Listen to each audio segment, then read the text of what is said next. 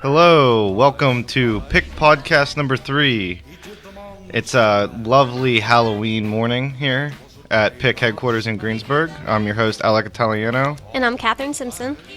And we're joined today by Debbie Parshall and Joyce Bendishaw. You guys want to introduce yourself real quick? Hi, I'm Debbie Parshall, Transportation Manager for Fayette and Beaver County Head Start. And I am the ERSI Manager, Joyce Bendishaw, and I am the ERSI Manager, like I just said, for Fayette and Beaver Counties. Thanks for joining us today, guys.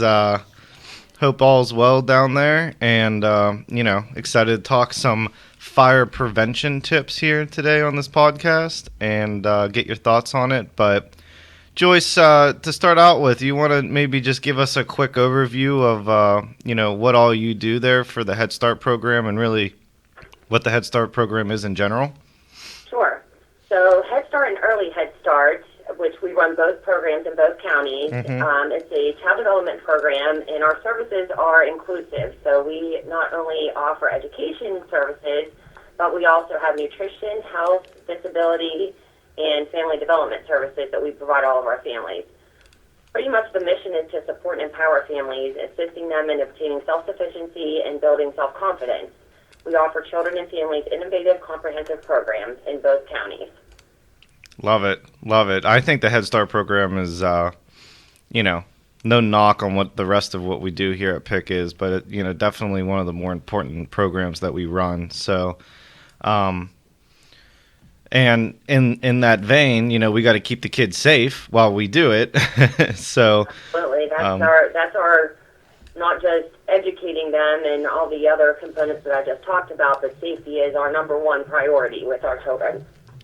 Right, and it's tough out there. I was working the after-school program last night, and the kids are running around and knocking each other over, and I was just like, safety, So right. I was like, I'm sure the Head Start classrooms are only about the same, if not just as crazy. So, thank you for everything that you guys do down there. But let's just get right into it. The theme of the podcast here, fire prevention. I think it was Fire Prevention Month in October. Am I correct there? October is National Fire Prevention Month. So that's a national thing that's held, and the National Fire Protection Agency, which is NFPA, each year they have a theme for fire prevention. And this year's theme was Plan and Practice Your Escape. Okay. So they go throughout school districts, and this is a nationwide program. They have school districts to talk about practicing plans and practicing your fire escapes, and they talk to children about what to do. So it's a big push in the fire service to make sure children know what to do in case they're involved in a fire. Like their parent could be incapacitated, and they would need to, know how to escape on their own. Right. Yeah, I know what they always say, planning is half the battle, so you don't want to be in an emergency situation then have to think, oh, what do I do next, Prevention. Right, exactly. And I think that's a good thing to preach, obviously. And I know I was at a conference not too long ago, and somebody was giving a presentation. He was a former principal, and he was saying how, the schools practice it so regularly, drills and everything like that. They haven't had any, I think it was fatalities or incidents in like the last 30 years or something, long like that. And he's it helps to take away the fear factor for children, and giving them what to expect. So, best practices are that you actually set off a fire alarm if you're in a school district or a school building that has an alarm, so children know how loud it is.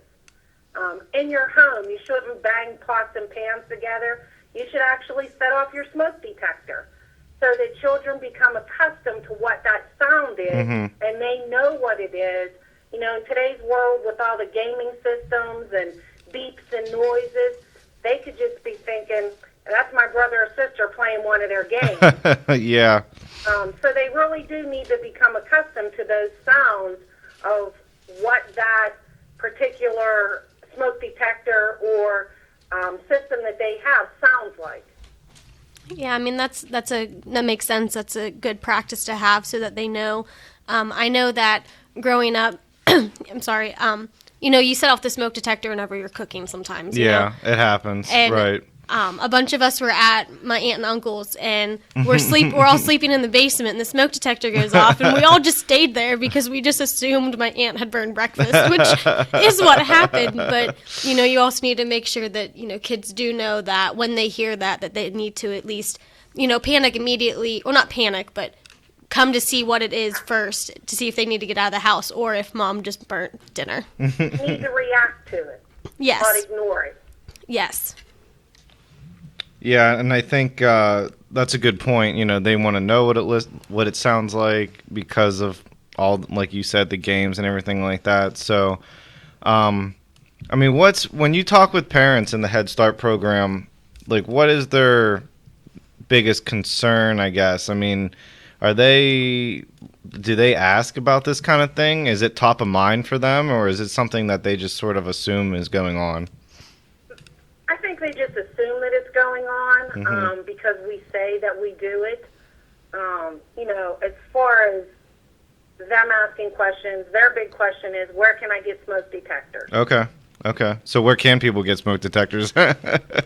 People can buy smoke detectors at Walmart, at Lowe's, at Target, pretty much any hardware store. You can buy smoke detectors or even fire extinguishers. Okay. A lot of the fire departments ever offer them. Like, for example, last night the Uniontown Fire Department, they were giving away carbon monoxide detectors. There are a lot of fire departments who do hand out smoke detectors, carbon monoxide detectors. A lot of the smoke detectors today are a combination of smoke detector and carbon monoxide. If you go to your local fire department and say, hey, I'm in need, they can probably either get one for you or tell you what agencies around can help you do that. Sometimes civic groups such as Lions Clubs or Kiwanis, they will also sponsor events where they're handing out smoke detectors. Okay, that's good for info. Head Start, if we find out about those events, we share that with our families so that they know, hey, I can go here and get this product for my home. Is there like a hard and fast rule of how many smoke detectors you should have in your house, like based on how many bedrooms or anything like that? You should have at least one smoke detector for each floor of your home. So if you have a 3-story home, you should have at least 3. Being a volunteer firefighter in Fayette County, I can tell you that there are a lot of homes that do not have that. You should have a smoke detector outside of your sleeping quarters, and you should have one in your kitchen. Okay. And test them like once a month, once a quarter? You can test them. The easiest way to remember when to test them and when to check your battery when you change your clock. When you set the clocks back, okay. So this weekend, when you change your clock, check your smoke detector. I like that, yeah. And in the spring, in March usually is when that happens, you should check your smoke detectors. That was what... a lot of people say, mine gets checked because I burn food. And then I know yeah, that might be the case with me, too. Every now and again, that bacon just sits on the skillet a little too long, but... But, it's funny you say that because that's exactly what my mom did. It was every time you turn those clocks back, we'd hear the fire alarms go off. So that's a really good tip there for parents and everybody out there. So, anything else smoke detector wise? I think it goes without saying. Maybe give us a quick difference between a smoke detector and carbon monoxide. Carbon monoxide detects just that. It detects that there's too much carbon monoxide in the air in the home. Okay. Smoke detectors detect that there is smoke in the home. So, like, if somebody left the car running in the garage type of thing, is that... Carbon monoxide detector would go off. Would go off, okay. It should. Yeah. It should. So if you have a garage, and it's attached to your home, it is a good practice to have a smoke detector and a carbon monoxide detector in your garage. Okay, that's a good tip to note, because I know that was something that my family was always really paranoid about. So, okay, let's move on from the smoke detectors a little bit. So, like we were talking about planning and prevention and everything. Going over a fire escape route with the whole family, knowing good places to get out of the house, and like, do people still put the stickers on their windows and things like that? Is that still best practice? It's not a practice that most people in today's world do. Simply because you're putting a sticker on your window saying, I have a child in that room. Mm-hmm. And with the amount of predators, and it's sad to say, you're targeting your kid's bedroom. Right. I didn't think about that. If you want to put something on there, it's probably better to put a sticker that says maybe you have someone who's an invalid. Okay. Again, whenever... And I can speak to this. I mentioned that I am a volunteer firefighter. Mm-hmm. I have been for 30 years. When we go onto a scene of a fire, yes, we're looking at the home, but we're also asking questions of the people standing outside. Right. So we've kind of gotten away from those stickers that years ago were very big about put this in your window. Yeah. We just, feel that it could potentially be a safety issue. Kind of a shame, but I understand the reality of that situation. Again, with the 2019, the world we live in these days, sometimes you gotta keep all of that top of mind. So, it's unfortunate. So how often do you tell people to revise their escape plan that they have with their family? And how often should they be practicing it? Well, once you establish it, unless something has changed in your home, such as you've added a door to your home or you're not using a certain bedroom, once you establish it, I say don't change it because you want to be familiar with it. The more changes you make to it, obviously, the more confusing it can be for children. That makes sense. You want to have that consistent, same escape route all the time. You should have two ways out of your home because if one way is blocked, you need to have another way out. Right, those points of egress. Yeah. Mm-hmm. Absolutely. So I say at least practice that. Now, again, I grew up in a home where my dad was the fire chief. And we practice it probably every other month. And when I say we practiced, we had to go out onto the roof of our porch because he's like, no, just don't put the window up, get going. Yeah. At 2 o'clock in the morning, we're like, Dad, really? Oh, my goodness. When you get to be 15, you're like, I'm not going out there. It's raining. You do it. Yeah. But you should practice it with kids, and the most important thing to practice is where you're going to meet outside. Right. That rendezvous point. Mm-hmm. Your meeting point should be in the front of your home because fire departments will come to the front of your home. Right. Where your 911 address is. Go there. The first vehicle there is going to come to that front of your home. So it needs to be somewhere out in front, far enough away that you're safe, but also that when emergency personnel gets there, you can communicate to them, we're all out safe, or, hey, my daughter who is 7 is in there. You know your home better than anybody. Yeah. You can give us information to say, you go in the door, there's a hallway in front of you. Go left, right. Go 3 doors down on the right, and that's our bedroom. Yeah, no, and that's invaluable information. I mean, it's they always talk about seconds, right, Debbie? I mean, it's just Seconds. Yeah, and that's all it takes. So, and then Joyce, from a Head Start perspective, that's all when you do a drill in the school. same type of deal, right? Meet at the rendezvous point, make sure everyone's accounted for, et cetera, et cetera. Right, and we do. And certain sites we have that they'll get on the buses and go and meet. And Okay. we have also alternative evacuation sites. All of our sites have evacuation sites that if we have to take the children and leave, Mm-hmm. that we have those established in the community. Some of them are within walking distance. Okay. A lot of them are that we have to put children on the bus and then evacuate out. Okay, That that's could be for a fire. That could be for anything. no water in the building. Yeah. It could be for a number of things that we evacuate for. And that's a good point. It's not just fire, prevention. It's any kind of emergency situation.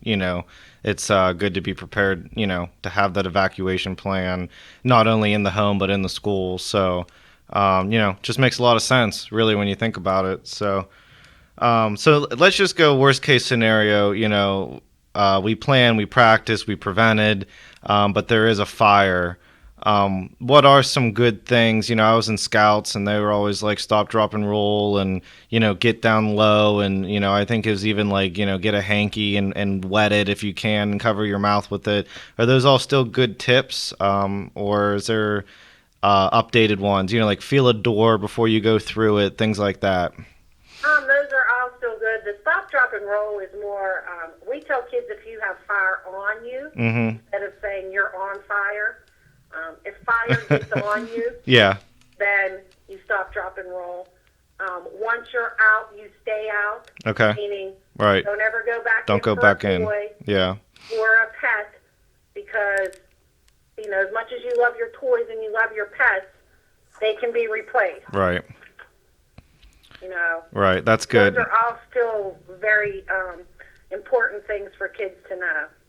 Stay low and go, we tell them. Stay low and go. Yeah, I knew there was another good sounding Rhyme to phrase. it. Yeah, Make it rhyming so they remember it. right.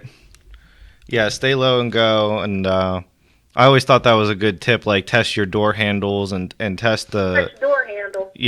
and put your hand up on the door and You got to use the back of your hand and not your palm of your hand, because you will get burned if it's hot on the palm of your hand. Because the palm of your hand sweats. Okay, that's another Use the good back tip. Of your hand. I'm just kind of going through my list of questions here, see if we miss anything. Where can I take my kids to see a firefighter in uniform? I think that's a good question. Again, going back to my Scouts days, I think we always toured a fire department. But I don't know, is that still a regular thing that the kids do in school? In October, typically almost every one of our classrooms either goes to a fire station or they have one of the local fire departments come in, and the guys will put their gear on right in front of children. And I think that's really important. Right. The kids see it's just somebody just like you under all of that stuff, because it can be very scary when we have our SCBA and our helmet and our turnout gear on. We look intimidating. Yeah, for That's sure. what you're going to see if you're in a fire. So we want children to understand not to be afraid of them. So they put it on and then take it back off right in front of them. Okay. Yeah, I think that's a good practice. So, Catherine, you have any other questions or? I can't think of any. I think, we pretty much covered. Yeah. I guess my last question, I love to camp and be outside in the fall and everything like that. And, I keep, you see in the news about the wildfires in California and, I was like Smokey the Bear, things like that. Are there any tips for anybody outside, bonfires, regular fires, campfires? I mean, I think it's pretty self-explanatory, like make sure you put have to make sure they're out. It's out. Yeah, that's what I've seen. That's the biggest. And if it's like today would not be a good day to make a bonfire. Yeah. Because we're supposed to have 50-mile-an-hour winds. Winds, yeah. And that's how a lot of those fires out in California get started. They have those Santa Ana winds, and there's a campfire, and it takes a small ember to start a huge fire. Right. So you just have to make sure that when you're finished, you put it out and it's fully extinguished. Yeah, I know, and even when I was camping or in scouts, and it used to always baffle people's minds. Oh, I thought that fire was out, and then all of a sudden you wake up the next morning and you see a little flame in there, and it's like, hey, it doesn't take much. It's cool, stay hot. So, especially when it gets windy at night and things like that, and you're not paying attention, it doesn't take much. That's for sure. So It does not. I always said it's harder to start a fire than it is to put one out. So, especially when you're Right. freezing. Especially field fires. Yeah, right. So. All right, I think this has been great information. Either one of you have anything else you'd like to add here at the end? Remember to change your smoke detectors batteries this week and test them. Okay. And happy Halloween to everybody out there. Stay safe. Have fun. And I think that's going to be it. Thanks again, guys. We appreciate you taking the time to call in and talk fire prevention. And we'll do it again soon. Thank you. Great. Thanks, All guys. right. Thank you. Bye-bye. Bye now. Well, Catherine, I thought that was pretty good. It was very informative, letting our parents know and all our listeners out there, just how to keep yourself safe. Stay safe and practice those evacuation routes and test those fire detectors and keep the kids safe and everybody happy. So, all right, that's it for PIC Podcast number 3. I'm Alec Italiano. And I'm Catherine Simpson. And have a good day, everybody.